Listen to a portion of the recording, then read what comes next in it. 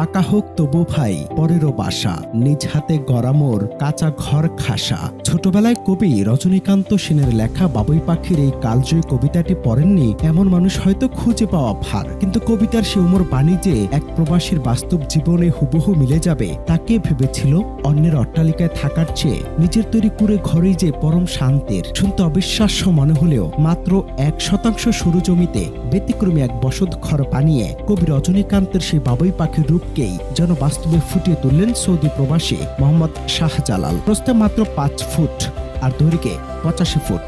ব্যতিক্রমী এই ঘরটি দেখতে এখন প্রতিদিন ভিড় জমাচ্ছেন হাজারো মানুষ। কুমিল্লার দাউদকান্দি উপজেলার স্বল্পপেন্নাই গ্রামের এই জায়গাটি কিছুদিন আগেও ছিল এক নিচু ডোবা। প্রবাস থেকে জমানো 2.5 লাখ টাকা খরচ করে সেই ডোবা ভরাট করে টিনের বেড়া আর ছাউনি দিয়ে গড়ে তোলা হয়েছে পরম আশ্রয়। মাত্র 5 ফুট চওড়া এই দীর্ঘ ঘরের ভেতরে প্রবেশ করতে প্রথমে চোখে পড়ে রান্নাঘর, এরপর খাবার ঘর, মাঝখানে শোয়ার কক্ষ আর শেষ মাথায় শৌচাগার। এতটুকু জায়গায় 3 সন্তানকে নিয়ে পরম সুখে সংসার করছেন শাহজালালের স্ত্রী খাদিজা আক্তার। একটি ছোট চৌকিতে সবার জায়গা না হওয়ায় কাঠ বিছিয়ে বানানো হয়েছে বাড়তি ঘুমানোর ব্যবস্থা। ছোট হলেও এই কাঁচা ঘরই আজ তাদের রাজপ্রাসাদ।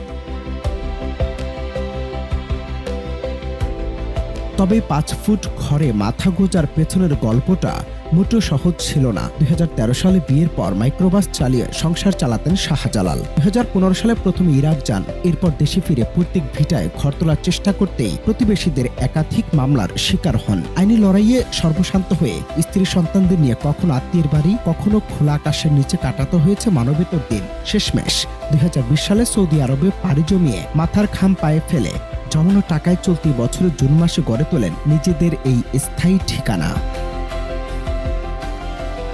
সামাজিক যোগাযোগ মাধ্যমে শুরু ঘরের ছবি ভিডিও ছড়িয়ে পড়ার পর থেকেই দাউদকান্দির এই বাড়িটি এখন পুরো নেট দুনিয়ায় চর্চার কেন্দ্রবিন্দু।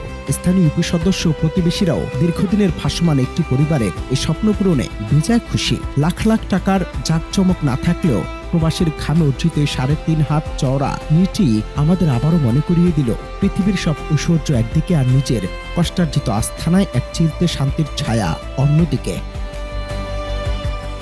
অনন্ত হাসান মাসুদ, বাংলা টিভি।